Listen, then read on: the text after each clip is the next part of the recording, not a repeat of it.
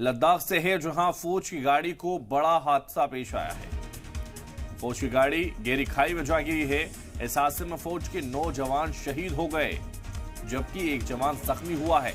बताया जा रहा है फौज की गाड़ी लेह के क्यारी की तरफ जा रही थी और इसी दौरान यह बड़ा हादसा हो गया। लद्दाख में फौज की गाड़ी हादसे का शिकार हो चुकी है। लद्दाख फौज की गाड़ी खाई में गिरी है। हादसे में 9 जवान शहीद हो गए। बेहद दुखद खबर। लद्दाख में फौज की गाड़ी हादसे का शिकार हुई है।